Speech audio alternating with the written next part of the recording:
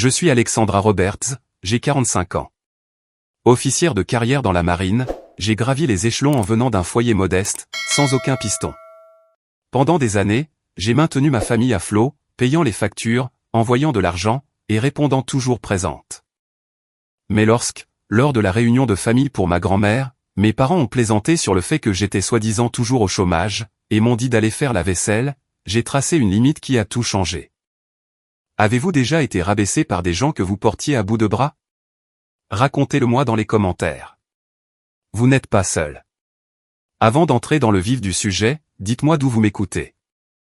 Et si vous avez déjà dû vous défendre face aux autres, cliquez sur j'aime et abonnez-vous pour d'autres histoires vraies, sur les limites à imposer et le respect de soi. Ce qui s'est passé ensuite pourrait bien vous surprendre. J'ai grandi dans une maison où les apparences comptaient bien plus que les accomplissements. Mes parents prêchaient la discipline et le respect à l'heure du dîner, mais ces leçons semblaient ne s'appliquer qu'à leurs enfants, jamais à eux-mêmes. Notre modeste maison à 2 étages trônait au milieu d'un quartier où tout le monde se mêlait des affaires des autres, et mes parents s'assuraient que leur version de l'histoire familiale soit la seule à circuler. Ma mère collectionnait les figurines en porcelaine, et les exposait dans une vitrine en verre qui occupait la moitié du mur du salon.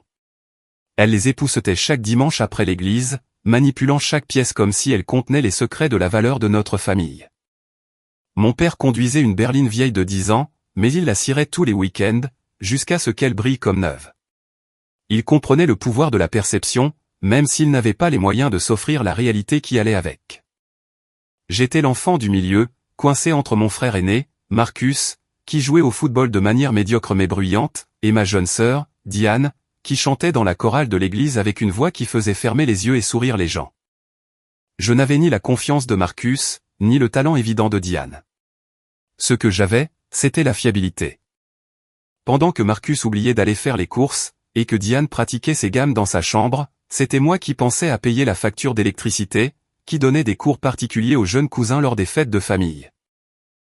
Et qui restait tard après les événements scolaires pour aider à nettoyer. Mes parents considéraient cela comme indu. Quand des proches prenaient des nouvelles de leurs enfants, Marcus recevait tous les éloges pour son potentiel de leader, et Diane pour son âme d'artiste. Moi, j'avais droit à un hochement de tête poli, et à un commentaire sur le fait que j'étais fiable. À 17 ans, être fiable ressemblait à un lot de consolation.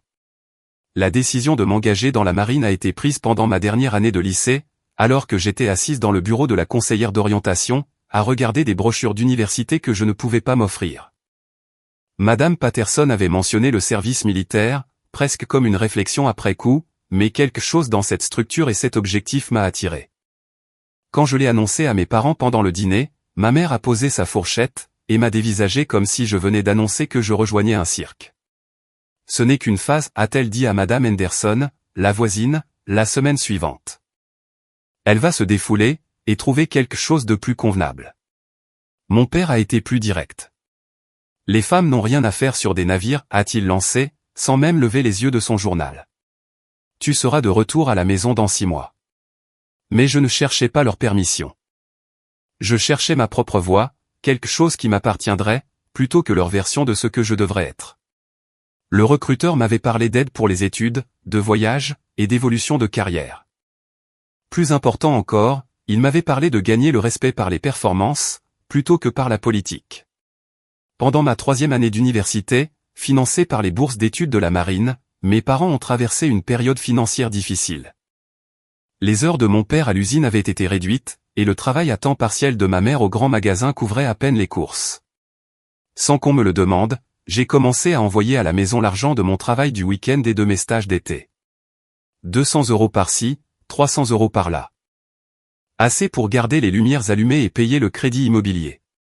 Ils ne m'ont jamais remercié directement, mais ils ont arrêté de faire des blagues sur ma phase militaire.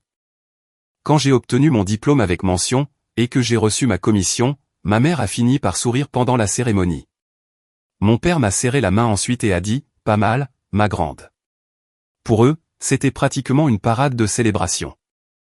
Mon premier déploiement m'a emmené en Méditerranée pendant 8 mois. Pendant que mes amis d'université postaient des photos de leur week-end et de leurs nouveaux emplois sur les réseaux sociaux, j'apprenais les systèmes de navigation et le droit maritime, envoyant la moitié de mon salaire à la maison pour aider à payer les frais de scolarité de Diane. Ainsi que le mariage de Marcus. Le sacrifice en valait la peine. Je construisais quelque chose, je contribuais à une cause plus grande que moi-même, et j'aidais ma famille à rester stable. Cependant, lors de mes appels téléphoniques à la maison, j'ai remarqué un schéma. Mes parents passaient 10 minutes à me parler de la nouvelle promotion de Marcus à la banque, ou du dernier solo de Diane, puis ils me posaient des questions sur mon petit boulot dans la marine, comme s'il s'agissait d'un passe-temps dont j'allais finir par me lasser. Quand j'ai mentionné ma propre promotion au grade de lieutenant, ma mère a répondu « C'est bien, chérie. T'es-je dit que Marcus s'était acheté une nouvelle voiture ?» Ce déséquilibre est devenu encore plus flagrant lors de mes rares visites à la maison. À l'église, mes parents rayonnaient en racontant à l'assemblée que le prêt immobilier de Marcus avait été approuvé, ou que Diane s'était fiancée, mais mon service militaire ne méritait qu'une brève mention, généralement formulée comme le fait que je me cherchais encore. Leurs amis hochaient poliment la tête, et changeaient de sujet. J'ai commencé à comprendre que mes accomplissements ne collaient pas à leur récit. Marcus représentait le succès traditionnel, le mariage, la maison, l'emploi dans une entreprise. Diane représentait la réussite féminine, les fiançailles, le poste d'enseignante, l'implication dans la communauté. Moi, je représentais quelque chose qu'ils ne pouvaient ni catégoriser, ni contrôler, une fille en uniforme, célibataire, indépendante, et gagnant le respect dans un monde qu'ils ne comprenaient pas. Lors de mon deuxième déploiement, cette fois-ci dans le Pacifique, je suis passé capitaine de corvette. Cette promotion s'accompagnait de responsabilités accrues, et d'une augmentation de salaire significative. Quand j'ai appelé pour partager la nouvelle, ma mère était plus intéressée par l'organisation de la fête prénuptiale de Diane. Mon père m'a demandé si j'avais déjà rencontré de gentils officiers, comme si ma carrière n'était qu'une agence matrimoniale élaborée. L'argent que j'envoyais à la maison était devenu un dû, plutôt qu'un geste apprécié. Quand j'ai suggéré de réduire mes contributions pour me concentrer sur mes propres objectifs financiers, le ton de ma mère a changé. « Après tout ce que nous avons fait pour toi », a-t-elle déclaré. « Nous nous sommes sacrifiés pour t'élever, c'est ta façon de rendre l'appareil. » Mais je rendais déjà l'appareil. Je servais mon pays, représentant tout ce qu'il prétendait valoriser, le devoir, l'honneur, la discipline. Le problème n'était pas ma contribution à la famille. Le problème était que ma réussite ne rejaillissait pas sur eux, d'une manière qu'ils pouvaient facilement expliquer à leurs amis.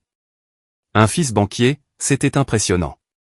Une fille enseignante, c'était respectable. Une fille officière de marine, c'était compliqué. Le changement a été total pendant mon troisième déploiement. Mes parents ont complètement cessé de mentionner mon service militaire dans leurs cercles sociaux. Lorsque des questions directes leur étaient posées, ils éludaient le sujet. Elle essaie encore de trouver sa voie, ou elle est entre deux opportunités en ce moment. Comme si défendre mon pays était un trou dans mon CV, plutôt que le centre de ma vie professionnelle. J'ai réalisé qu'ils avaient honte de ce qu'ils ne pouvaient pas comprendre. Et plutôt que d'essayer de le comprendre, ils avaient choisi de le minimiser. La fille qui avait discrètement fait tourner leur maison, qui avait aidé à payer les étapes importantes de la vie de ses frères et sœurs, et qui s'était bâti une carrière basée sur le mérite et le service, était devenue une source d'embarras. Parce que son parcours ne correspondait pas à leur vision de la réussite féminine. Le plus dur, ce n'était pas leur manque de fierté. C'était leur volonté active de minimiser quelque chose qui avait donné un sens et une direction à ma vie. Chaque fois qu'ils me présentaient comme quelqu'un qui essayait encore de trouver sa voie, ils effaçaient des années de croissance, de réussite et de contribution. Ils choisissaient leur propre confort, au détriment de ma réalité. C'est cette fondation qui finirait par se fissurer complètement. Non pas par une confrontation dramatique, mais par l'érosion constante du respect, de la gratitude, et de la simple reconnaissance. Ils m'avaient enseigné l'importance de la loyauté familiale, pour ensuite me démontrer que leur loyauté ne s'étendait qu'aux versions de leurs enfants qui amélioraient leur statut social. La réunion de famille serait simplement le moment où cette fondation s'effondrerait définitivement. Les premières fissures dans notre dynamique familiale sont apparues progressivement, comme des micro-fractures dans des fondations soumises à une trop forte pression depuis trop longtemps. J'étais rentré de déploiement en m'attendant aux politesses de base que les familles de militaires accordent généralement à leurs membres en service, mais je me suis retrouvé à naviguer dans un environnement de plus en plus hostile. Où ma carrière était traitée comme un inconvénient pour leur image sociale. Ma promotion au grade de capitaine de frégate aurait dû être une célébration.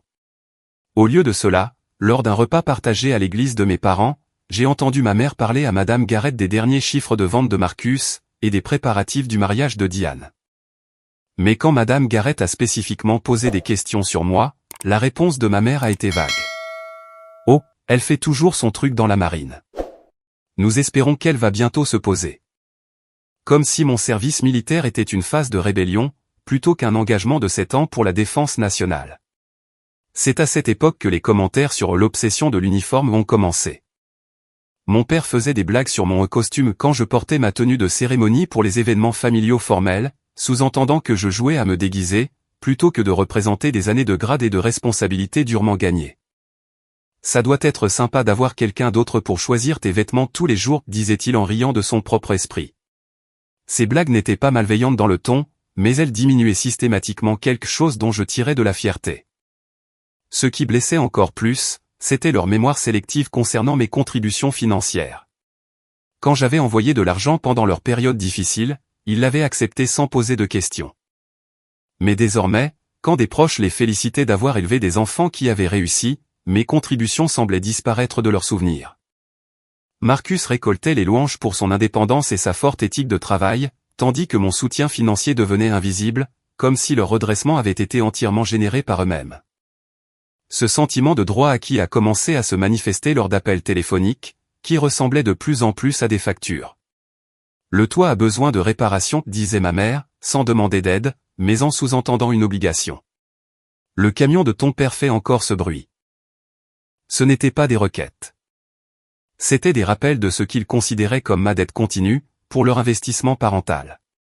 Quand j'ai suggéré qu'ils demandent un prêt pour l'amélioration de l'habitat, ou qu'ils envisagent un plan de paiement pour les réparations, la voix de ma mère devenait glaciale. Après t'avoir élevé pendant 18 ans, c'est comme ça que tu montres ta gratitude. Pourtant, je montrais ma gratitude de manière constante, par mon service, mes accomplissements, et mon soutien financier. Le problème n'était pas mon ingratitude. C'était leur incapacité à reconnaître des formes de réussite qui ne se conformaient pas à leurs attentes traditionnelles. La maison de banlieue de mon frère impressionnait les voisins. Le travail d'enseignante de ma sœur correspondait à des catégories sociales confortables. Ma carrière navale exigeait des explications et un contexte, qu'ils n'étaient pas disposés à fournir. Les réunions de famille sont devenues des exercices de positionnement social. Lors de la fête d'anniversaire de ma cousine Jennifer, j'ai observé mes parents migrer vers les proches ayant des voitures plus récentes et de plus grandes maisons, se présentant comme leurs égaux, plutôt que de reconnaître les difficultés financières que je les avais aidés à surmonter. Quand l'oncle Robert a posé des questions sur ma récente affectation dans une force opérationnelle interarmée, mes parents ont échangé un regard, et mon père a changé de sujet pour parler de la promotion imminente de Marcus au poste de directeur adjoint. La famille élargie a commencé à me renvoyer ces mêmes attitudes. Les conversations, qui incluaient autrefois des questions sur mes voyages et mes expériences, se sont transformées en douces suggestions sur des carrières alternatives. As-tu pensé à l'enseignement, a demandé tante Linda pendant le repas de Pâques. Avec ta discipline et ton sens de l'organisation, tu serais merveilleuse avec les enfants. Le sous-entendu était clair, ma voie actuelle était temporaire, un simple détour avant de m'installer dans quelque chose de plus approprié pour leur vision de la féminité. Ma cousine Sarah, qui avait récemment obtenu un diplôme en marketing, a commencé à me traiter comme un exemple à ne pas suivre. Je ne peux pas imaginer être loin de chez moi si souvent, disait-elle avec une sympathie feinte. Ne veux-tu pas fonder une famille ? Le temps ne s'arrête pas. Ces commentaires, livrés avec des sourires soucieux, portaient le jugement collectif de la famille sur mes choix. Les moments les plus douloureux survenaient lors des célébrations des réussites des autres. Quand Marcus a acheté sa première maison, mes parents ont organisé un grand dîner, et ont invité toute la famille élargie à visiter la propriété et à porter un toast à son succès. Quand Diane s'est fiancée, ils ont organisé une fête surprise, et ont passé des semaines à en planifier chaque détail. Quand j'ai reçu ma promotion au grade de capitaine de frégate, la reconnaissance s'est limitée à un bref coup de téléphone, et à la suggestion de ne pas trop en parler lors du prochain barbecue familial, car cela pourrait mettre les autres mal à l'aise. Ce modèle de célébration sélective envoyait un message clair. Les réussites qui amélioraient le statut social de la famille méritaient reconnaissance et soutien, tandis que les accomplissements qui compliquaient leur récit devaient être minimisés ou cachés. Mon service militaire était devenu un embarras qu'ils toléraient, plutôt qu'une contribution qu'ils valorisaient. Ce travail de sape a atteint son paroxysme lors de la fête de remise des diplômes de mon cousin Michael. J'avais pris l'avion pendant une brève période de permission, arrivant fatiguée mais désireuse de soutenir ma famille. Pendant les discours de félicitations, divers proches ont loué l'accomplissement de Michael et son avenir prometteur. Quand quelqu'un a mentionné que j'avais également franchi des étapes importantes récemment, ma mère a rapidement détourné l'attention. Concentrons-nous sur Michael aujourd'hui. C'est son grand moment. Le message implicite était que mes accomplissements étaient inappropriés à mentionner, même en passant, lors d'une célébration familiale. Plus tard dans la soirée, j'ai surpris mes parents en train de parler avec ma tante et mon oncle sur la terrasse arrière. Elle est toujours partie, disait ma mère. Quel genre de vie est-ce pour une femme? Pas de mari, pas d'enfant, juste déménager de base en base. Nous avons peur qu'elle passe à côté de ce qui compte vraiment. Mon père a ajouté, toute cette éducation et cet entraînement, pourquoi faire? Pour recevoir des ordres de gens qu'elle n'a jamais rencontrés. Debout dans la cuisine, à les écouter discuter de ma vie comme s'il s'agissait d'une expérience ratée, j'ai senti que quelque chose de fondamental venait de basculer. Ils ne se souciaient pas de mon bonheur ou de mon épanouissement personnel. Ils se souciaient de leur capacité à expliquer mes choix à leur cercle social. Mon indépendance menaçait leur récit de parents modèles, et plutôt que d'élargir leur définition du succès, ils avaient choisi de rabaisser mes réalisations. Cette prise de conscience a été écrasante, mais clarificatrice. Pendant des années, j'avais essayé de gagner leur respect et leur reconnaissance, alors qu'ils s'étaient employés à détruire systématiquement les deux. Ils avaient conditionné leur famille élargie à considérer ma carrière comme une phase, mon indépendance comme de l'égoïsme, et mon service comme un obstacle à la vraie réussite. C'était sur ces fondations de ressentiment et de déception que la réunion de famille deviendrait non seulement personnellement douloureuse, mais publiquement humiliante. Ils ne s'étaient pas contentés de ne pas me soutenir. Ils avaient activement travaillé contre ma réputation au sein de notre cercle familial. La réunion serait l'aboutissement d'années de cette sape systématique. Le moment où leur récit serait présenté à toute la famille élargie comme un fait établi. La trahison n'était pas un simple moment de cruauté. C'était des années de rejet accumulés, déguisés en inquiétude, mais fonctionnant comme un outil de contrôle. La réunion de famille était prévue pour célébrer le 80e anniversaire de ma grand-mère, rassemblant des proches que je n'avais pas vus depuis des années. J'avais demandé une permission spécialement pour cet événement, traversant le pays en avion pendant une courte pause entre deux affectations. Le lieu était la ferme de mon oncle Robert en Virginie, avec son immense pelouse, parfaite pour ce grand rassemblement que ma grand-mère avait toujours rêvé d'organiser. Je suis arrivé le samedi matin, pour trouver la fête battant déjà son plein. Les cousins prenaient des nouvelles autour d'un café. Les enfants couraient entre les adultes, et l'odeur du barbecue remplissait l'air. Ma grand-mère m'a serré fort dans ses bras, le visage illuminé d'une véritable fierté. « Ma petite fille, le commandant, a-t-elle murmuré à mon oreille. Je parle de toi à tout le monde. » Ces mots ont été une brève lueur de chaleur, avant que je ne rejoigne la dynamique familiale plus large.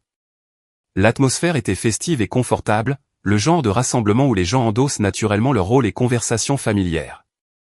Je me suis retrouvé à discuter avec ma cousine Jennifer de son nouveau poste en marketing, à écouter l'oncle Paul décrire sa récente partie de pêche, et à regarder mes jeunes neveux jouer au football avec cet esprit de compétition si caractéristique de notre famille. Ces moments me rappelaient pourquoi la famille comptait, malgré les complications. Au fur et à mesure que l'après-midi avançait, les gens ont commencé à partager des nouvelles concernant leur carrière, leurs relations, et leurs accomplissements. Marcus a annoncé sa récente promotion au poste de directeur régional des ventes, s'attirant les applaudissements et les félicitations des proches rassemblés. Diane a partagé la nouvelle de son mariage prochain, et de la maison qu'elle et son fiancé venaient d'acheter. L'ambiance était à la célébration, au soutien, et à l'inclusion. Quand la conversation s'est naturellement tournée vers moi, j'ai ressenti la tension habituelle, mais j'espérais qu'entouré par la famille élargie, mes parents montreraient une facette différente de leur attitude envers ma carrière. Au lieu de cela, ce qui s'est passé ensuite s'est repassé en boucle dans ma mémoire pendant des années. « Et qu'en est-il de notre Sarah ?» a demandé tante Linda avec un intérêt sincère. « Nous n'entendons jamais assez parler de ce que tu fais. » La réponse de ma mère est tombée, avec un sourire qui n'atteignait pas ses yeux. « Oh, elle est toujours au chômage » a-t-elle déclaré, son ton portant juste assez d'amusement pour signaler que c'était censé être drôle, plutôt que cruel.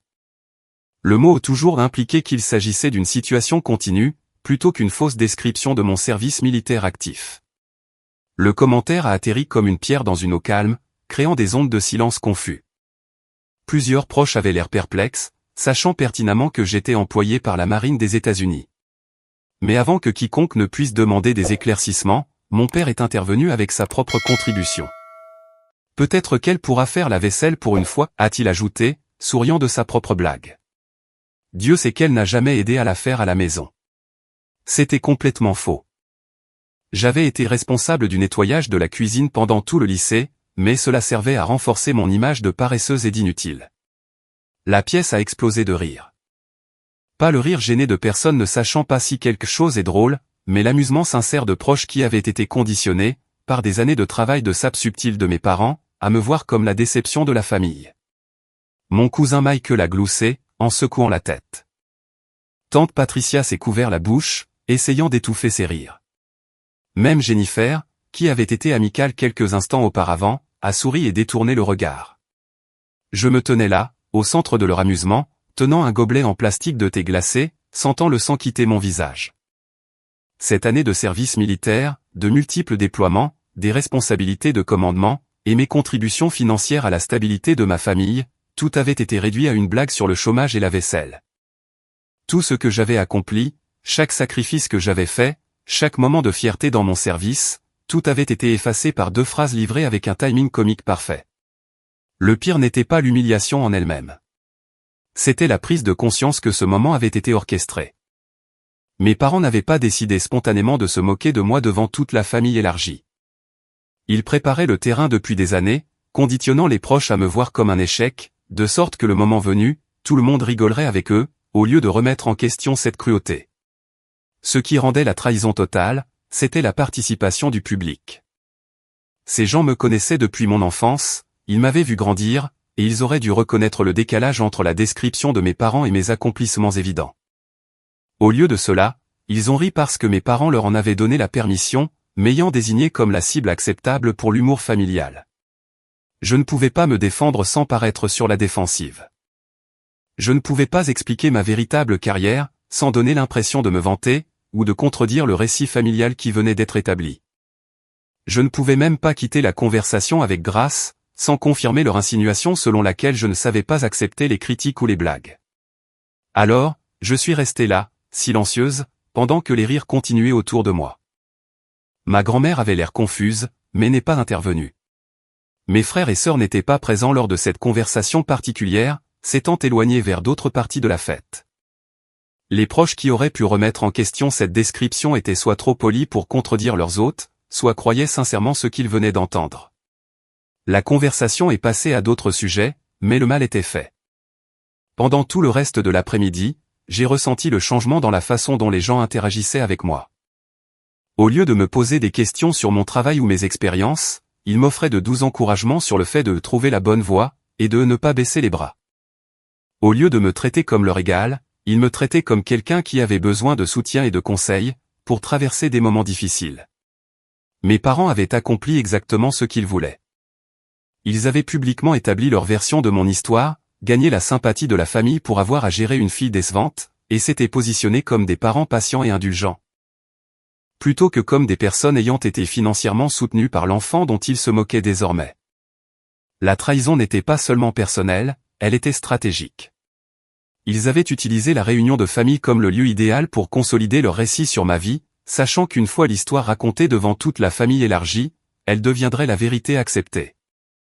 Ils avaient militarisé mon amour pour la fête d'anniversaire de notre grand-mère, sachant que je ne ferais pas d'esclandre, et que je ne me défendrais pas dans ce cadre. En me tenant là, au lendemain de leur humiliation calculée, j'ai réalisé qu'il ne s'agissait ni de déception ni d'inquiétude parentale. Il s'agissait d'une destruction délibérée de ma réputation au sein de notre famille, exécutée avec précision, et appuyée par des années de préparation minutieuse. Ils ne s'étaient pas contentés de se moquer de moi, ils m'avaient effacé. J'avais besoin d'air. Les rires s'étaient estompés, mais l'atmosphère restait chargée de l'énergie résiduelle d'une blague réussie à mes dépens. Je me suis excusé discrètement, marchant vers la ferme avec ce que j'espérais ressembler à une démarche naturelle, plutôt qu'à une retraite. Mon visage était brûlant, et mes mains tremblaient légèrement. Des réactions physiques que j'avais appris à contrôler lors des briefings militaires et des situations à haute pression, mais qui semblaient ingérables face à la cruauté familiale. La cuisine de la ferme était vide, m'accordant un moment pour assimiler ce qui venait de se passer. Par la fenêtre, je pouvais voir la réunion se poursuivre sans moi. Les enfants jouaient toujours sur la pelouse, les adultes formaient toujours des groupes de discussion, et l'atmosphère générale restait à la fête. Mon humiliation publique avait été absorbée en douceur dans les événements de la journée, devenant un simple moment supplémentaire de cohésion familiale par le rire partagé. Mais ce rire n'avait pas été partagé. Il avait été ciblé, conçu pour établir une hiérarchie et une position sociale à mes dépens. J'avais été transformé de membre de la famille en blague familiale en l'espace de 30 secondes, et tout le monde semblait à l'aise avec cette nouvelle dynamique. J'ai repensé à mes déploiements, où le respect se gagnait par la compétence, et se maintenait par une performance constante. Dans l'armée, le grade signifiait quelque chose de mesurable. L'autorité s'accompagnait de responsabilités. Quand quelqu'un remettait en question vos décisions, il le faisait dans un cadre de développement professionnel, et non de destruction personnelle. Le contraste avec ma situation actuelle était brutal et douloureux. Mon cousin David m'a trouvé là, appuyé contre le comptoir de la cuisine, à regarder la réunion au loin. Il avait toujours été l'un des membres de la famille les plus réfléchis, quelqu'un qui écoutait plus qu'il ne parlait, et qui observait des dynamiques que les autres manquaient ou ignoraient. « Tu ne mérites pas ça », a-t-il dit doucement, en fermant la porte de la cuisine derrière lui. Ce qu'ils viennent de faire là dehors, ce n'était pas juste. Ces mots étaient la première reconnaissance que je recevais sur le fait que la situation avait été inappropriée, plutôt qu'amusante. Le soulagement d'avoir quelqu'un qui reconnaisse cette cruauté était immense, mais il mettait aussi en évidence à quel point j'étais devenu isolé au sein de ma propre famille. Il prépare ça depuis des années, lui ai-je répondu, surprise de voir à quel point le schéma m'apparaissait clairement désormais. Chaque conversation, chaque rassemblement, chaque fois qu'il me présente à quelqu'un de nouveau, il me positionne comme la déception de la famille, pour que lorsqu'il le dirait enfin publiquement, tout le monde le croit déjà. David a hoché la tête. Ta mère fait des commentaires sur ta situation depuis un moment maintenant. J'ai toujours trouvé ça bizarre, vu que tu réussis de toute évidence dans ta carrière, mais elle parlait de toi comme si tu étais en difficulté, comme si tu avais besoin de conseils et de soutien. La confirmation que mes parents avaient systématiquement sapé ma réputation auprès de la famille élargie était à la fois validante et dévastatrice. Cela signifiait que ma perception de leur comportement était exacte, mais cela signifiait aussi que les dégâts étaient bien plus importants que je ne l'avais imaginé. Le truc, c'est que, a poursuivi David, tout le monde sait que tu envoies de l'argent à la maison. Marcus l'a mentionné une fois, comment tu avais aidé pour les frais de son mariage et les études de Diane, mais bizarrement, ça ne ressort jamais quand tes parents disent que tu es au chômage. C'était la dernière pièce de compréhension dont j'avais besoin. Mes parents ne s'étaient pas contentés de minimiser ma carrière. Ils avaient activement dissimulé les preuves qui contredisaient leur récit. Mes contributions financières, qui auraient dû démontrer à la fois ma réussite et ma générosité, avaient été cachées lors des discussions familiales pour maintenir la fiction de mon échec. J'ai réalisé que leur comportement n'avait rien à voir avec de la déception, ni avec une quelconque inquiétude pour mon avenir. Il s'agissait de contrôle et de positionnement social. Ils avaient investi des années à créer une version de moi qui servait leurs intérêts, la fille en difficulté qui justifiait leur autorité continue, et générait de la sympathie pour leur fardeau de parents. Ma véritable réussite menaçait ce récit, alors ils s'étaient efforcés de la supprimer et de la déformer. Debout dans cette cuisine, j'ai senti que quelque chose de fondamental venait de changer dans ma relation avec ma famille.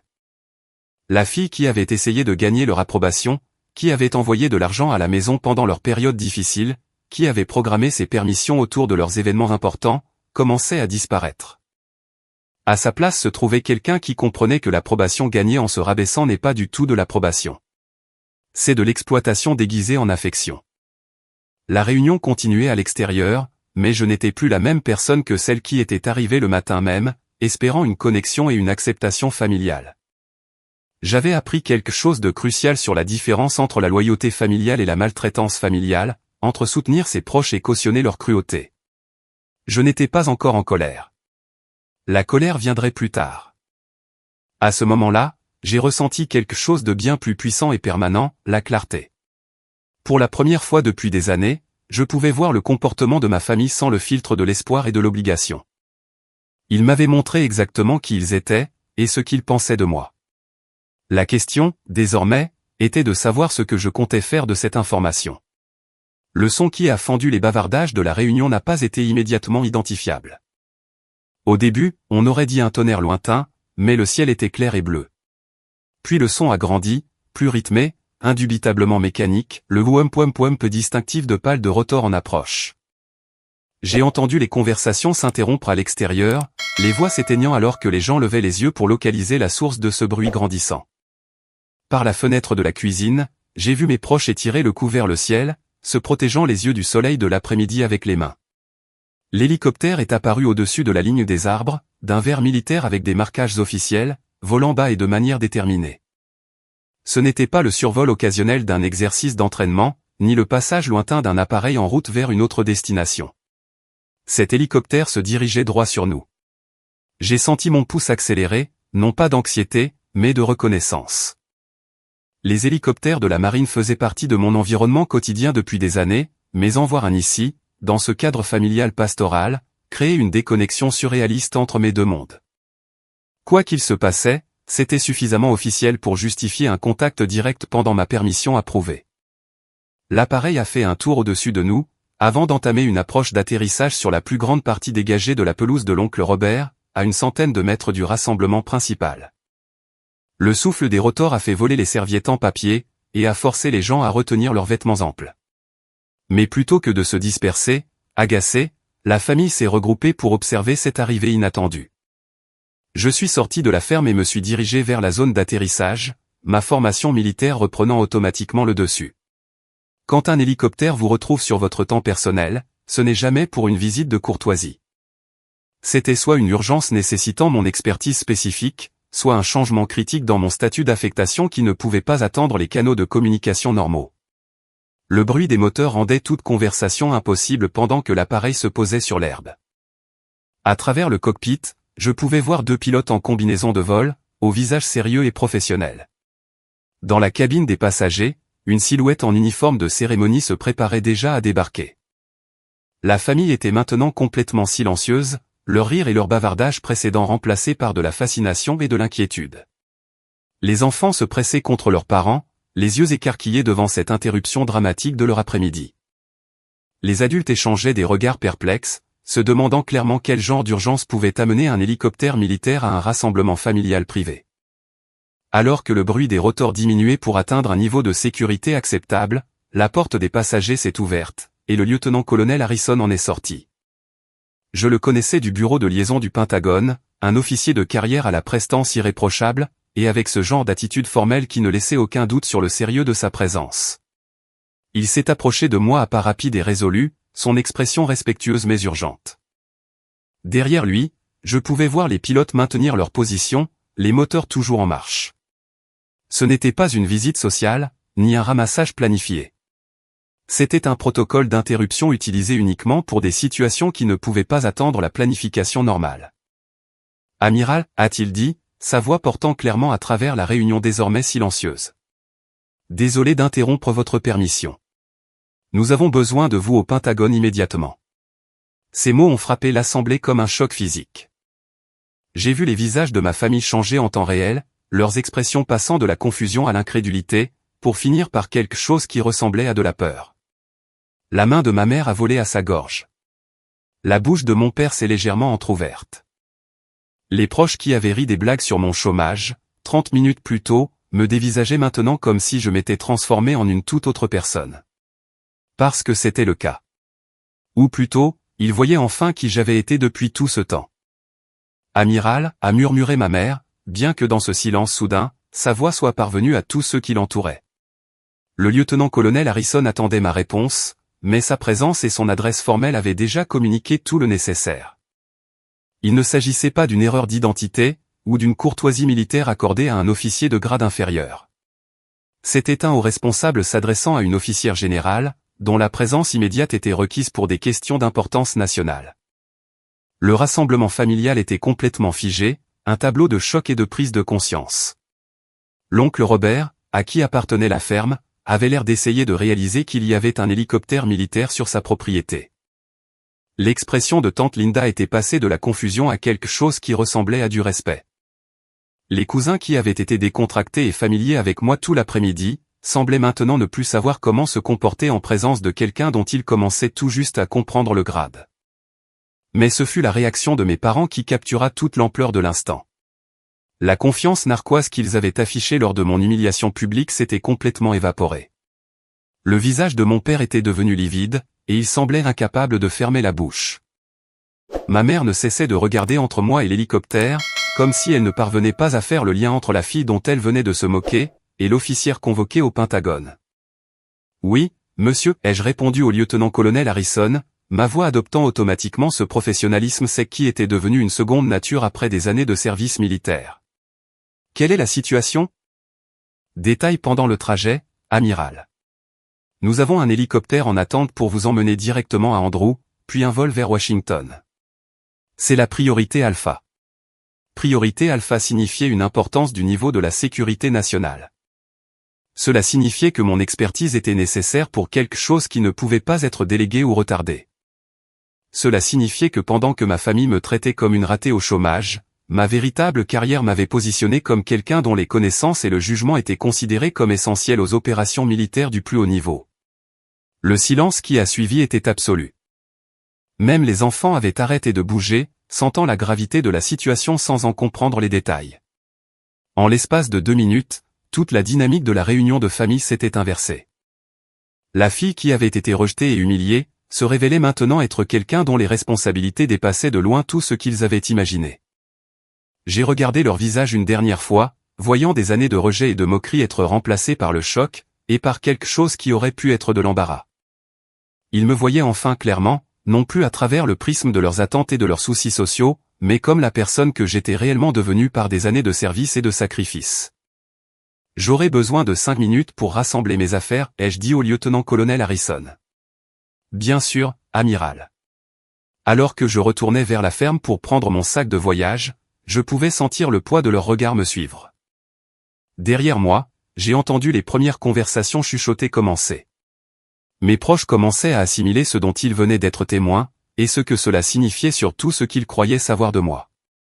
La réunion était terminée, du moins pour moi. Mais plus que ça, leur version de qui j'étais avait pris fin, définitivement. La marche pour récupérer mes affaires m'a donné l'impression d'évoluer dans un monde différent de celui que j'avais habité 30 minutes plus tôt. Les membres de ma famille s'écartaient sur mon passage, non pas avec la courtoisie des involtes de proches faisant de la place, mais avec la déférence formelle que les gens montrent envers une autorité qu'ils ne comprennent pas complètement, mais qu'ils reconnaissent d'instinct. Je pouvais entendre des fragments de conversation chuchotés pendant que je traversais l'assemblée. Il a dit amiral ? C'est un grade vraiment élevé, non ? Je pensais qu'elle était juste. Les questions se multipliaient derrière moi, mais je ne faisais plus partie de leurs spéculations. J'étais devenu quelqu'un dont ils réalisaient qu'ils ne la connaissaient pas du tout. Dans la chambre d'amis de l'oncle Robert, j'ai préparé mon sac de voyage avec les mouvements efficaces devenus automatiques après des années de déploiement rapide. L'ironie de la situation ne m'échappait pas. J'avais pris un congé spécifiquement pour assister à cette célébration familiale, pour maintenir les liens et montrer mon soutien pour l'anniversaire de ma grand-mère. Au lieu de cela, je partais gérer des responsabilités que ma famille n'avait jamais pris la peine de comprendre ou de reconnaître. Quand je suis retourné vers le rassemblement principal, le lieutenant-colonel Harrison se tenait à une distance respectueuse des groupes familiaux, mais sa présence avait créé une bulle d'atmosphère formelle qui affectait tous ceux à proximité. Les enfants chuchotaient au lieu de crier, les adultes parlaient à voix basse, et l'énergie décontractée de la réunion avait été remplacée par quelque chose de plus prudent et de plus conscient. Ma grand-mère s'est approchée de moi, sa frêle silhouette de 80 ans portant toujours cette dignité qui avait fait d'elle le centre émotionnel de la famille. « Je ne comprends pas tout ce qui se passe », a-t-elle dit doucement. « Mais je suis fier de toi. Je l'ai toujours été. » Ces mots ont signifié plus, à ce moment-là, que n'importe quelle reconnaissance que j'avais reçue de mes parents au fil des ans. Elle représentait la capacité de la famille à offrir un soutien inconditionnel, chose qui avait été notoirement absente de l'approche de mes parents concernant ma carrière et mes choix. Alors que je l'enlaçais pour lui dire au revoir, je pouvais voir mes parents debout ensemble près du barbecue, leur visage affichant un mélange de confusion, et de ce qui ressemblait à une compréhension naissante. Ils commençaient à réaliser que leur version de mon histoire, la fille au chômage, la déception de la famille, le sujet de blagues sur la vaisselle, avait été non seulement fausse, mais spectaculairement fausse. Les rotors de l'hélicoptère commençaient déjà à accélérer à mon approche, le lieutenant-colonel Harrison marchant à mes côtés avec la coordination naturelle qui vient de plusieurs années d'opérations militaires. La famille s'était rassemblée à une distance respectueuse pour assister au départ, mais leur familiarité décontractée du début avait été remplacée par quelque chose de plus formel et incertain. Ma mère a fait quelques pas vers moi, le visage affichant le genre d'expression que les gens ont lorsqu'ils essaient de traiter des informations qui ne correspondent pas à ce qu'ils croyaient savoir. Sarah, a-t-elle appelé, obligée d'élever la voix pour couvrir le bruit croissant des rotors. Nous ne savions pas. Mais il n'y avait pas de temps pour la conversation que cette déclaration aurait pu engendrer, et je n'étais pas sûr d'être prête pour cela de toute façon. L'hélicoptère suivait les protocoles de la priorité alpha, ce qui signifiait que les considérations personnelles passaient après les exigences opérationnelles. Madame, m'a dit le lieutenant-colonel Harrison, en me désignant l'appareil. Je suis monté dans la cabine des passagers, mes mouvements automatiques malgré la nature surréaliste de la situation. Alors que je m'attachais, je pouvais voir ma famille à travers le hublot, toujours debout en petits groupes, regardant ce départ qu'aucun d'entre eux n'avait anticipé ni compris. L'hélicoptère a décollé en douceur, et j'ai regardé la réunion rétrécir sous nos pieds. La ferme de l'oncle Robert est devenue une tache verte, et la famille est devenue un petit groupe de silhouettes, leurs visages individuels n'étant plus discernables. En l'espace de quelques minutes, j'étais passé de membre de la famille à officier militaire, de cible de leurs blagues à quelqu'un dont l'expertise était requise au Pentagone. Mais cette transition ressemblait moins à une transformation dramatique qu'à un retour à ma véritable identité. La personne qui était restée silencieuse pendant qu'on se moquait de son soi-disant chômage était l'anomalie. L'officière volant vers Washington pour des consultations de sécurité nationale était celle que j'avais toujours été. Alors que nous volions vers la base aérienne d'Andrew, j'ai pensé à la famille que je laissais derrière moi. Ils allaient passer le reste de la réunion à essayer de réconcilier la fille qu'ils pensaient connaître, avec l'amiral qui venait d'être convoqué au Pentagone. Ils allaient rejouer des conversations et des commentaires de rassemblements précédents, cherchant des indices qu'ils avaient manqués ou ignorés. Ils allaient se poser les uns aux autres les questions sur ma carrière, qu'ils auraient dû me poser à moi des années auparavant. Plus important encore, ils allaient devoir affronter le fait que pendant qu'ils m'avaient traité comme un échec, j'avais servi à des niveaux de responsabilité et d'autorité qu'aucun d'eux n'avait imaginé. La fille au chômage dont ils s'étaient moqués était en réalité quelqu'un dont le jugement professionnel était considéré comme essentiel aux opérations militaires, au plus haut niveau du gouvernement. L'hélicoptère a viré vers l'est en direction de Washington, me ramenant vers le monde où mes contributions étaient valorisées, et où mon expertise était respectée. Derrière nous, la réunion de famille se poursuivait, mais ce n'était plus le même rassemblement. En l'espace de 10 minutes, leur compréhension de l'une des leurs avait été complètement bouleversée. Le silence qui était tombé sur l'assemblée, quand le lieutenant-colonel Harrison m'avait appelé amiral, résonnait encore dans ma mémoire. C'était le son des hypothèses qui s'effondrent, des récits forcés de se confronter à la réalité, d'une famille voyant enfin ce qu'elle avait choisi d'ignorer pendant des années. Mais je ne me souciais plus de leur réaction ni de leur processus de compréhension. L'hélicoptère m'emmenait vers des responsabilités qui comptaient bien plus que la politique familiale, vers un travail qui avait un sens au-delà du positionnement social et des drames domestiques. Pour la première fois depuis des années, je me sentais à nouveau moi-même. Les retombées du départ en hélicoptère ont créé un vide de compréhension que ma famille a eu du mal à combler. D'après David, qui m'a appelé des semaines plus tard, les dernières heures de la réunion ont été dominées par des conversations confuses et des prises de conscience inconfortables. Les proches qui avaient ri des blagues sur mon chômage se retrouvaient maintenant à essayer d'expliquer à leurs propres enfants pourquoi ils avaient participé à la moquerie de quelqu'un d'une importance aussi évidente. Mes parents, m'a-t-il dit, étaient devenus presque invisibles pour le reste de la fête. Ils s'étaient retirés dans des coins tranquilles, évitant les questions et les regards qui les suivaient partout où ils allaient. L'oncle Robert s'était approché de mon père pour lui demander mon grade et mes responsabilités réelles, mais mon père n'avait aucune réponse à donner. Il ignorait sincèrement ce que je faisais pour l'armée, au-delà de la vague notion que je travaillais sur des navires. Les questions s'étaient multipliées tout au long de l'après-midi. Depuis combien de temps est-elle amiral? Quel genre de travail fait-elle au Pentagone? Pourquoi personne n'en a jamais parlé avant? Mes parents se sont retrouvés incapables de fournir des informations de base sur la carrière de leur propre fille, un fait qui devenait de plus en plus évident et embarrassant à mesure que la journée avançait. Tante Linda avait pris ma mère à part pour lui faire part de sa confusion quant aux blagues précédentes. « Je ne comprends pas », avait-elle dit. « Si Sarah est amirale, comment peut-elle être au chômage ?» La réponse de ma mère, d'après le récit de David, fut une tentative balbutiante d'expliquer qu'il s'inquiétait de ma vie personnelle plutôt que de ma réussite professionnelle. Mais l'explication n'a convaincu personne, et encore moins ma mère elle-même. La révélation avait détruit bien plus que leur statut social immédiat lors de la réunion. Elle avait exposé des années de tromperie délibérée ou d'ignorance volontaire concernant ma vie et ma carrière. Les proches ont commencé à se souvenir de conversations où mes parents avaient minimisé mes accomplissements, rejeté mes contributions, ou détourné l'attention de mes réussites. Le schéma devenait impossible à ignorer, une fois que les gens commençaient à le chercher. La lutte de mes parents n'était pas seulement une question d'embarras. Il s'agissait de l'effondrement complet de leur autorité au sein de la dynamique familiale. Ils s'étaient positionnés comme les parents sages et inquiets d'une fille décevante. Désormais, ils apparaissaient soit comme des menteurs qui m'avaient délibérément déformé, soit comme des personnes remarquablement mal informées sur la vie de leur propre enfant. Aucune des deux options ne renvoyait une bonne image de leur jugement ou de leur crédibilité. La réaction de la famille élargie était plus complexe qu'un simple embarras. Certains proches, comme David, ressentaient un véritable regret quant à leur participation à la moquerie. D'autres semblaient en colère d'avoir été induits en erreur, sentant que mes parents les avaient utilisés comme participants involontaires à une campagne de dénigrement. Quelques-uns semblaient réévaluer des années d'interaction familiale, se demandant quelles autres de leurs certitudes pouvaient être fausses. Mais le changement le plus significatif résidait dans la façon dont ils percevaient mes parents.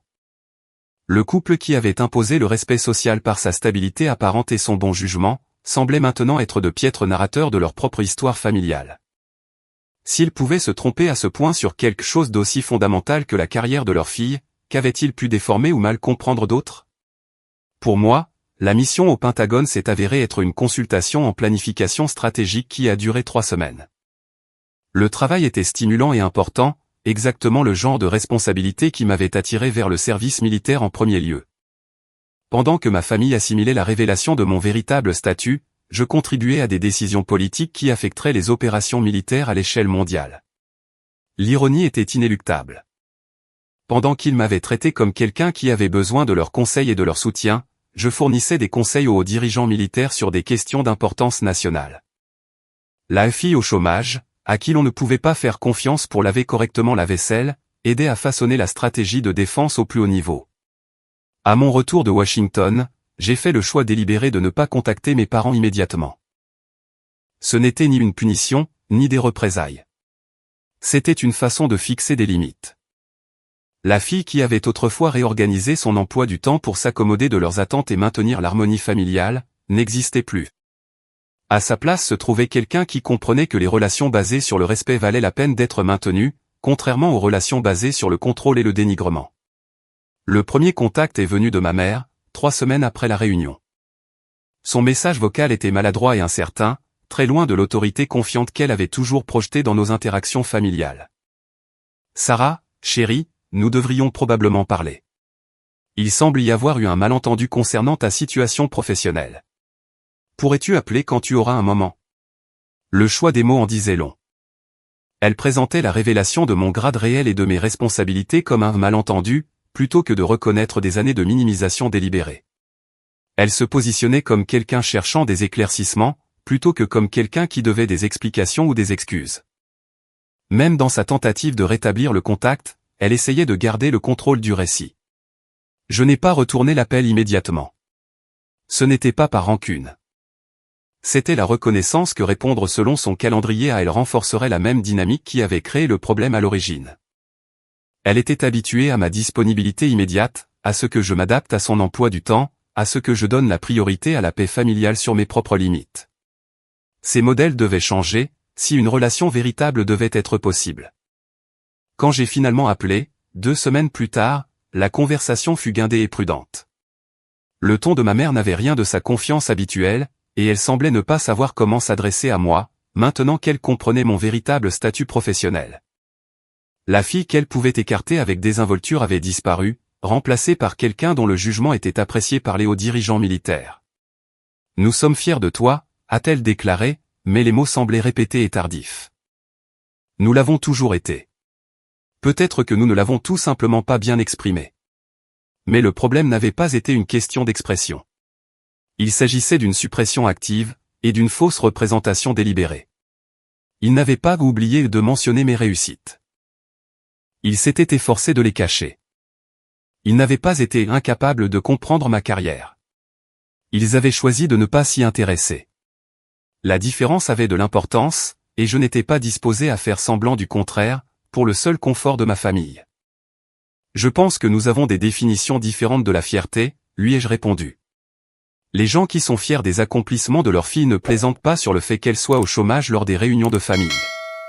Le silence qui a suivi a été long et inconfortable. Elle découvrait que la nouvelle version de notre relation exigerait d'elle qu'elle rende des comptes sur son comportement, plutôt que de simplement le voir accepter et pardonner. C'était un territoire inconnu pour elle, et elle semblait mal préparée au niveau d'honnêteté que la conversation exigeait. L'appel s'est terminé sans résolution, mais avec une nouvelle compréhension entre nous. Je n'étais plus disposé à absorber leur inconfort, à m'accommoder de leurs préférences narratives, ou à donner la priorité à leur statut social sur ma propre dignité. Ils allaient devoir décider s'ils voulaient une relation basée sur le respect mutuel, ou pas de relation du tout. La transformation de notre dynamique familiale fut permanente et irréversible. La fille qui envoyait de l'argent à la maison, réorganisait son emploi du temps pour leurs événements, et acceptait le rejet de ses réussites, avait disparu. À sa place se trouvait quelqu'un qui comprenait qu'un amour sans respect n'est pas vraiment de l'amour. C'est du contrôle déguisé en affection. 6 mois après la réunion, j'ai reçu une carte d'anniversaire de mes parents. À l'intérieur, il y avait un message générique et une coupure de journal sur les femmes dans les postes de direction militaire, accompagnée d'une note manuscrite, « J'ai vu ça et j'ai pensé à toi. Nous apprenons. » C'était un petit geste, mais il représentait le début de leur reconnaissance, le fait qu'ils s'étaient trompés sur des aspects fondamentaux de ma vie et de mon caractère. La carte est restée sur le comptoir de ma cuisine pendant des jours, avant que je ne décide comment y répondre. Finalement, j'ai envoyé une brève note de remerciement, polie mais pas chaleureuse. Reconstruire la confiance nécessiterait plus que des coupures de journaux et une reconnaissance tardive. Cela exigerait qu'ils affrontent les raisons pour lesquelles ils avaient choisi de me rabaisser en premier lieu, et qu'ils déterminent s'ils étaient prêts à changer les schémas qui avaient causé tant de dégâts. La réunion de famille était censée être la célébration de l'anniversaire marquant de ma grand-mère. Au lieu de cela, elle est devenue le moment où des années de manque de respect accumulé ont finalement rencontré la réalité. L'atterrissage de l'hélicoptère n'était pas seulement une interruption dramatique. C'était l'arrivée de la vérité dans un cadre qui avait été soigneusement construit autour de mensonges et de vœux pieux. L'autorité de mes parents au sein de notre famille avait été basée sur l'hypothèse qu'ils comprenaient leurs enfants, et qu'ils pouvaient parler avec précision de nos vies et de nos réussites. La révélation qu'ils s'étaient spectaculairement trompés sur la carrière de leur propre fille a détruit cette autorité de manière permanente. Ils ne pourraient plus jamais définir mon histoire pour les autres, car tout le monde avait vu à quel point leur définition avait été fausse. La relation que nous avons finalement reconstruite serait différente, plus prudente, plus honnête, et plus limitée. Mais elle serait aussi plus authentique, basée sur qui j'étais réellement, plutôt que sur ce qu'ils avaient besoin que je sois pour leur propre confort et leur positionnement social. La fille qui avait essayé de gagner leur approbation avait disparu, remplacée par quelqu'un qui comprenait que l'approbation gagnée en s'autodétruisant ne vaut pas la peine d'être obtenue. L'hélicoptère m'avait ramené à ma vraie vie, mais il avait aussi délivré un message à ma famille. Le respect n'est pas optionnel dans des relations saines, et une autorité qui dépend du fait de rabaisser les autres finira toujours par s'effondrer, sous le poids de ses propres contradictions. 2 ans plus tard, j'ai été promu au grade de contre-amiral, avec une nouvelle affectation pour diriger une force opérationnelle interarmée sur la sécurité maritime. La cérémonie de promotion s'est tenue à l'Académie navale avec tous les honneurs militaires, et un public qui incluait de hauts responsables de plusieurs branches de l'armée. C'était le genre de reconnaissance qui représentait l'aboutissement de 15 années de dévouement et de croissance professionnelle. J'ai envoyé une invitation à mes parents, non pas parce que je m'attendais à ce qu'ils viennent, mais parce que je voulais leur offrir l'opportunité de voir qui leur fille était réellement devenue. À ma grande surprise, ils ont accepté.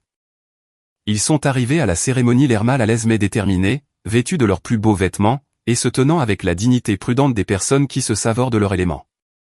Pendant la réception qui a suivi, je les ai regardés lutter pour faire la conversation avec des responsables militaires dont ils ne comprenaient toujours pas pleinement les grades et les responsabilités. Mais ils essayaient. Ma mère a posé des questions réfléchies sur ma nouvelle affectation, au lieu de changer de sujet. Mon père a écouté quand des collègues ont décrit mes accomplissements passés, au lieu de les balayer par des blagues. Ils apprenaient à être fiers de quelque chose qu'ils n'avaient jamais pris la peine de comprendre. Et bien que l'effort fût tardif, il était sincère.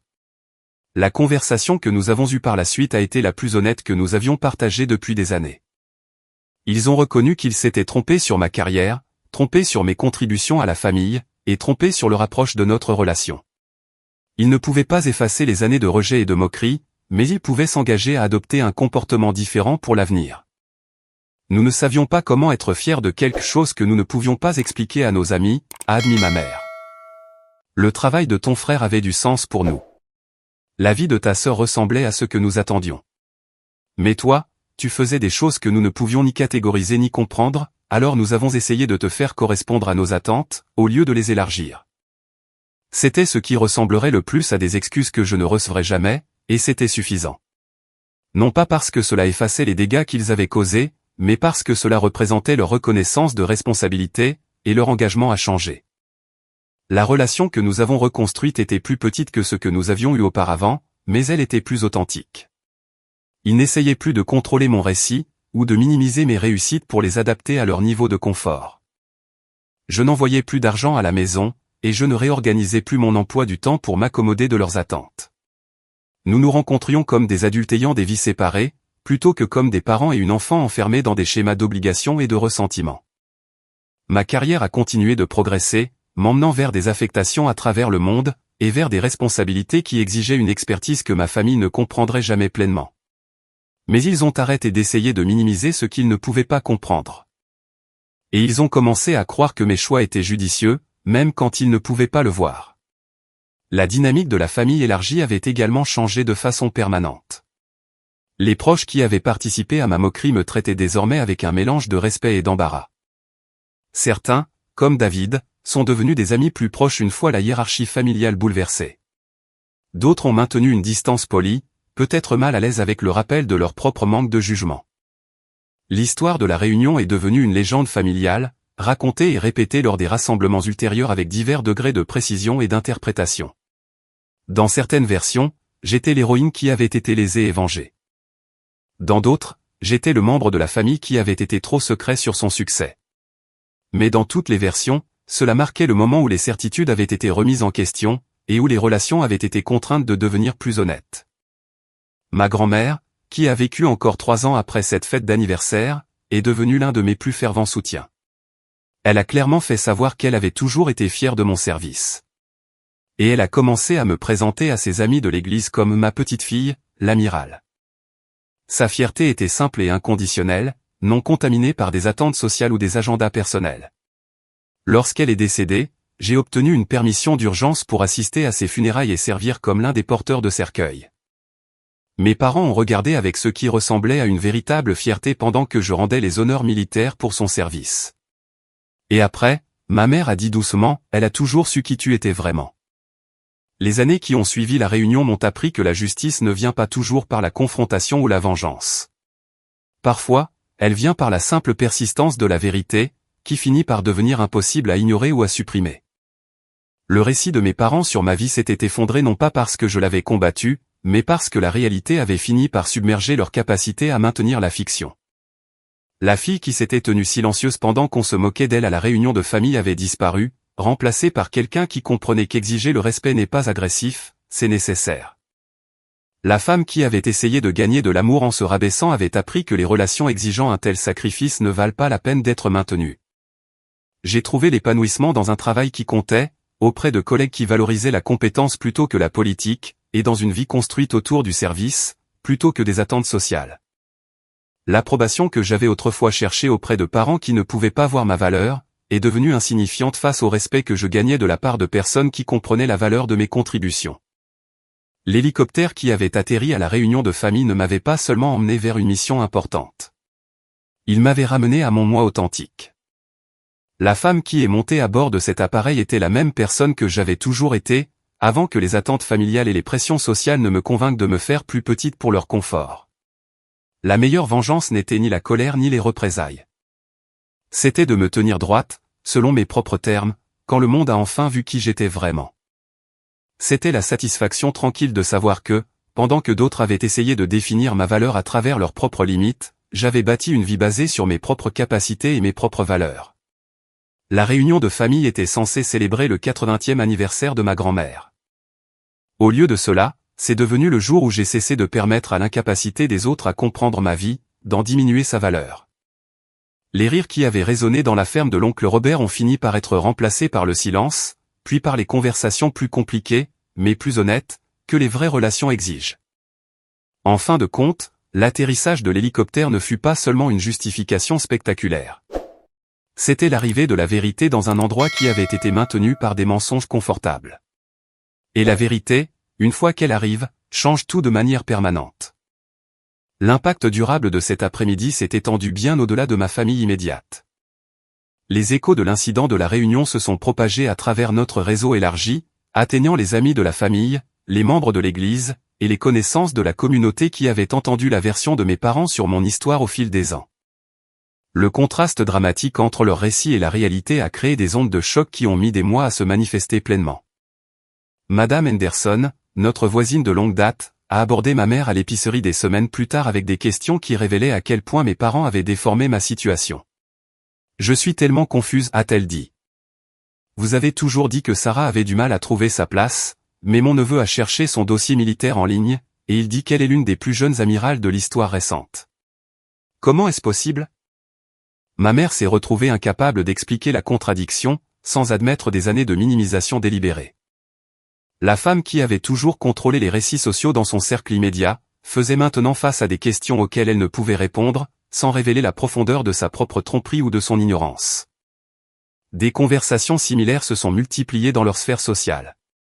Les membres de l'Église, qui avaient prié pour ma situation professionnelle à la demande de mes parents, se demandaient maintenant pourquoi ils avaient été mal informés sur quelque chose d'aussi basique. Les amis de la famille, qui avaient offert leur sympathie face au fardeau de mes parents de devoir soutenir un enfant adulte, ont appris que c'était en fait moi qui les soutenais financièrement depuis des années. La révélation a forcé mes parents à affronter non seulement leur relation avec moi, mais aussi leur relation avec la vérité elle-même. Ils s'étaient tellement investis dans leur version de mon histoire, qu'ils en avaient perdu le fil de la réalité. La fille qu'ils décrivaient aux autres ne ressemblait en rien à la personne que j'étais réellement devenue, et maintenir cette fiction avait exigé une gymnastique mentale de plus en plus élaborée. La réaction de mon père a été peut-être la plus révélatrice. Lors de notre première conversation téléphonique après la réunion, il a dit quelque chose qui a exposé le cœur de sa lutte. « Je ne sais pas comment parler de toi maintenant. Quand les gens posent des questions sur mes enfants, j'ai toujours su quoi dire sur Marcus et Diane, mais toi. Je réalise que je ne sais pas ce que tu fais concrètement au quotidien. » Cet aveu a exposé le problème fondamental de notre relation. Il n'avait jamais pris la peine de se renseigner sur mon travail, parce que celui-ci ne rentrait pas dans son cadre de compréhension du succès.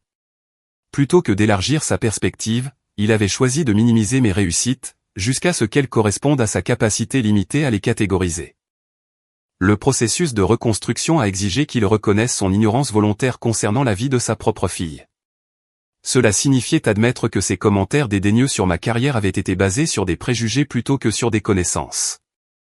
Le plus difficile de tout, cela impliquait de reconnaître que son incapacité à comprendre mon parcours ne rendait pas ce parcours moins précieux. Cela rendait simplement sa propre compréhension inadéquate. Ma relation avec mes frères et sœurs a également évolué de manière inattendue. Marcus, qui avait toujours apprécié sa position d'enfant qui a réussi, s'est retrouvé à devoir recalibrer sa compréhension de la dynamique familiale. Sa promotion à la banque, qui avait autrefois semblé être le sommet de la réussite familiale, paraissait maintenant bien modeste comparée à mon avancement militaire. Lors d'un rare dîner de famille, 6 mois après la réunion, il a fait un commentaire qui révélait son propre processus d'adaptation. « Je suppose que j'ai toujours cru que tu étais jalouse de ma carrière. Maintenant, je me demande si j'aurais dû prêter plus d'attention à la tienne. » La déclaration n'était pas exactement une excuse, mais c'était la reconnaissance que la hiérarchie de notre famille avait été basée sur des hypothèses erronées. Marcus apprenait que le succès se présente sous des formes qui ne se traduisent pas toujours facilement selon les normes sociales des banlieues. La réponse de Diane a été plus émotionnelle et directe. Elle m'a appelé en pleurs un soir, des semaines après la réunion, pour s'excuser de sa participation passive au traitement que la famille m'avait infligé. « Je savais qu'ils étaient injustes », a-t-elle dit. Je savais que tu réussissais et que tu travaillais dur, mais c'était plus facile d'accepter leur version que de te défendre quand tu n'étais pas là. Son honnêteté était douloureuse mais précieuse. Cela confirmait que la dynamique de la famille autour de moi avait été consciemment maintenue, plutôt qu'inconsciemment développée. Les gens avaient choisi de participer à mon rabaissement parce que c'était plus confortable que de remettre en question le récit établi. Le processus d'adaptation de la famille élargie variait selon les individus. Certains proches, en particulier l'ancienne génération, semblaient sincèrement choqués par la révélation, et faisaient des efforts pour reconstruire leur relation avec moi sur la base d'informations exactes. D'autres semblaient mal à l'aise face à la perturbation de leur certitude, et ont maintenu des relations polies mais distantes. L'oncle Robert, dont la ferme avait accueilli la réunion, est devenu étonnamment d'un grand soutien.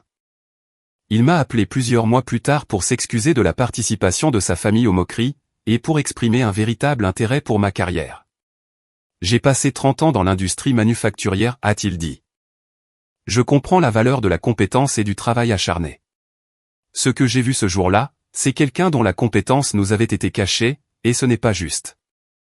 Sa volonté de reconnaître ses torts et de faire amende honorable représentait le genre de réparation relationnelle qui était possible, lorsque les gens choisissaient l'honnêteté plutôt que le confort. Tout le monde n'a pas fait ce choix, mais ceux qui l'ont fait ont créé l'espace pour des connexions plus authentiques. Le monde professionnel dans lequel je suis retourné après la réunion m'a fait l'effet d'un refuge de bon sens, comparé aux dynamiques familiales dans lesquelles j'avais navigué pendant des années. Dans les milieux militaires, le respect se gagnait par la performance, et se maintenait par la constance. La politique existait, mais elle opérait au sein de cadres d'objectifs partagés et de réussites mesurables. Mes collègues n'avaient aucune difficulté à comprendre ma valeur ou mes contributions. Le travail de planification stratégique que je faisais était évalué en fonction de sa qualité et de son efficacité, et non sur le fait de savoir s'il correspondait aux attentes sociales de quelqu'un d'autre. Les responsabilités de leadership que je portais étaient assorties d'une autorité que les gens respectaient, plutôt que de la remettre en question. Ce contraste a mis en évidence la quantité d'énergie que j'avais dépensée, au fil des ans, pour essayer de gérer les perceptions de ma famille tout en excellant dans ma véritable carrière.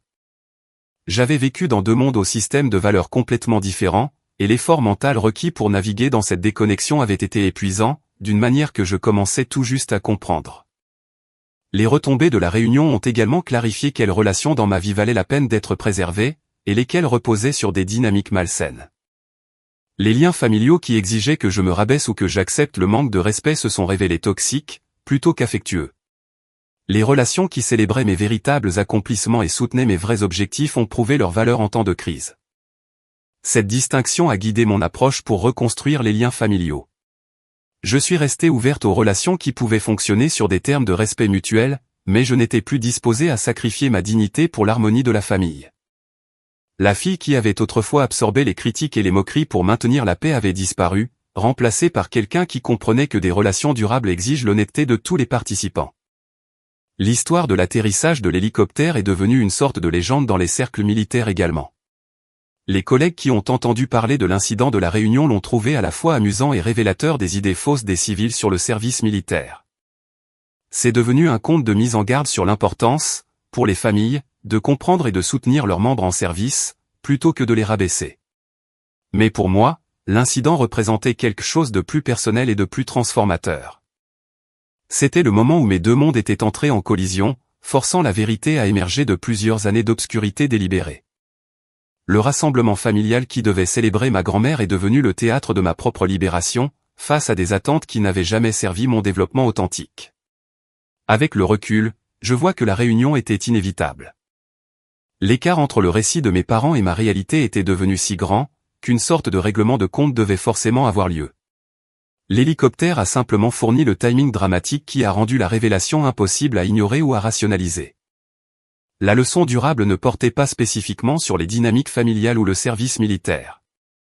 Elle portait sur l'importance de vivre de manière authentique, même lorsque les autres préfèrent des mensonges confortables.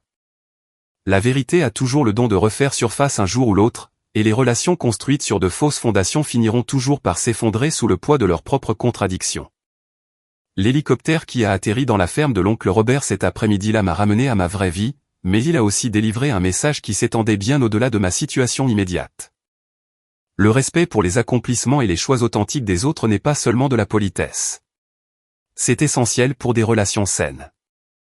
Lorsque nous rabaissons les gens pour les adapter à notre compréhension limitée, nous n'endommageons pas seulement ces personnes, mais aussi notre propre capacité de connexion et de croissance authentique.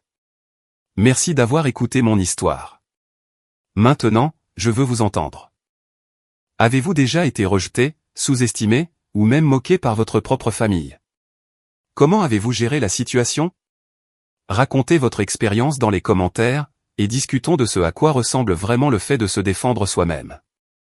Si quelque chose dans cette histoire a résonné en vous, cliquez sur j'aime, abonnez-vous, et partagez-la avec quelqu'un qui a besoin d'entendre qu'il n'est pas seul.